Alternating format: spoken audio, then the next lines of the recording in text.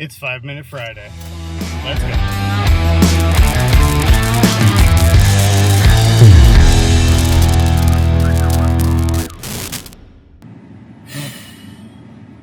It's getting hot, that's for sure.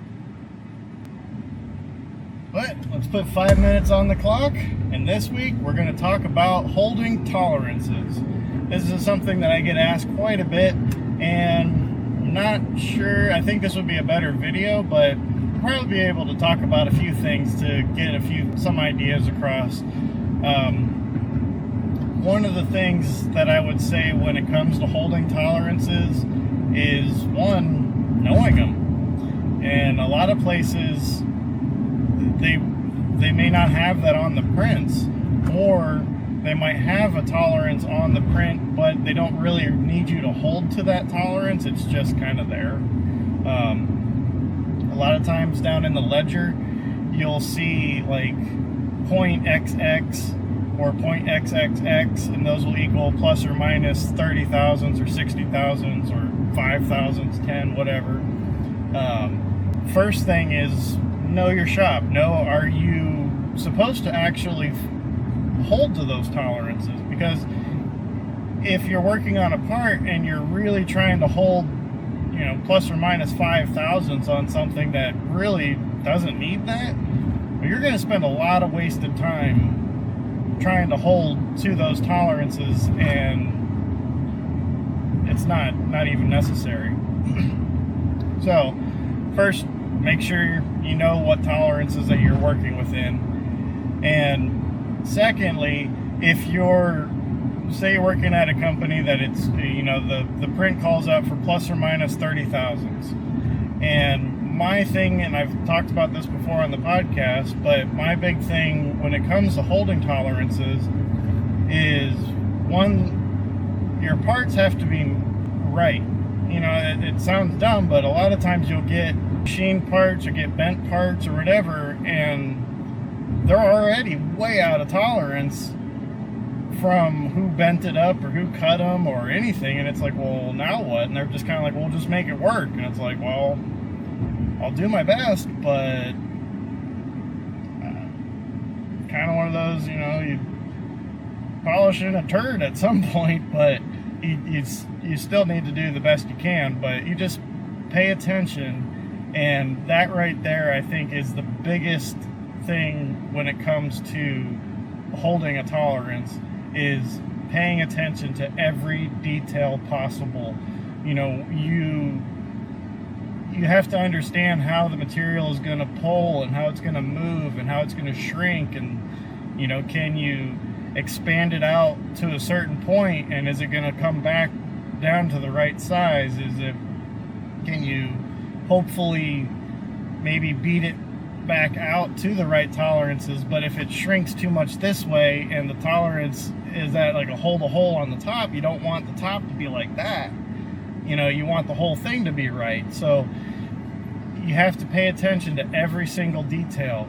And if you're plus or minus 30 thousandths, you can pretty much do that with a tape measure ish. Really anything under a 1/16, I don't really like to measure with a tape measure. I'll go down to calipers. And I've worked at a couple places where they're like, the guy's looking at the tape measure and he's like, this is out about 10 thousandths. And it's like, dude, that's a Stanley tape measure from, Home Depot. Don't tell me that's 10 thousandths out. But, each to their own. I don't personally agree with that by any means. But, the big thing is pay attention. And if you've got 30 thousandths or if you've got 60 thousandths tolerance, use it. Use the plus side. If you can push a part out to be, if it's 15 inches, on the money is the number, and you're plus or minus 60, use that 15 inches and 60 thousandths. So now you've got 120 thousandths to play in, instead of, if you tack your part right at 15 inches, you only have 60 thousandths to play in. The part will always shrink. Very, very, very rarely will it grow, and that's minimal, maybe like 1% of the time. Whenever you have to hold a tolerance, always tack it to the biggest tolerance that you can get. And if it's a sheet metal part or something like that, if you know you're going to be welding on things, and if there's any possible way to get a setup piece or a scrap part that, you know, hole was misdrilled, or, you know, just whatever, if there's any way you can get a part that you can just run as is, just tack it together as is and see how it shrinks, see how it moves, see what it does. And once you figure out how it moves, then you know where you need to expand it a little bit. You need to push it out a little bit over here, or, you know, move it a little bit. But I can't stand it when I work at a place and they tell you, you know, they want you to tack it right to the basic number, right on the money, and that's it. So, because it's always going to shrink, and then when it comes time to measure the part after it's welded, they're like, oh, it shrunk. It's like, well, yeah, I told you it was going to.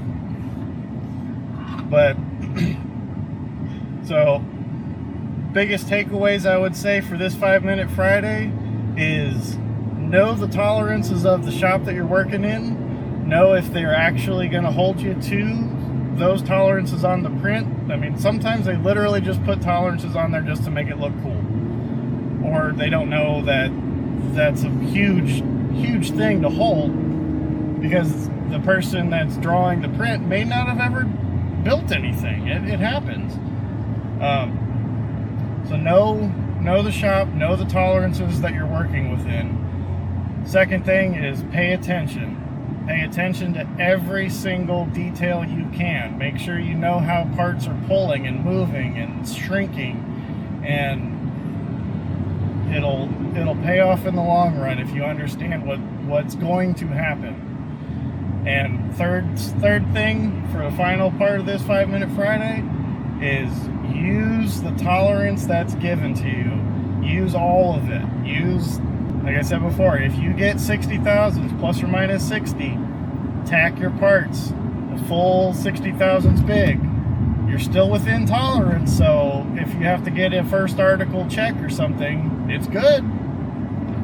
Now when you go to weld it, it's going to shrink, and it's going to shrink, and it's going to shrink, and then when you're all said and done, you might be right at that final number. You might land it right at the nominal number, or if you consistently are always 20 thousandths big, then adjust where you're tacking it at to 40 thousandths. Now you know you're going to be a little bit closer to the basic number, the nominal number. So pay attention to those little details and adjust accordingly as you figure out the heats and speeds and stuff of welding those parts together. And I guarantee you'll be able to hold tolerances better. So hopefully that helps.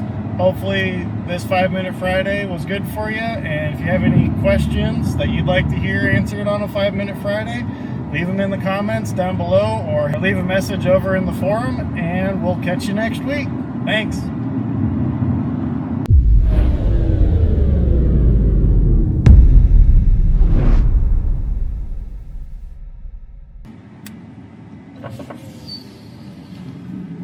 Didn't you already leave? Yeah, but I forgot my phone.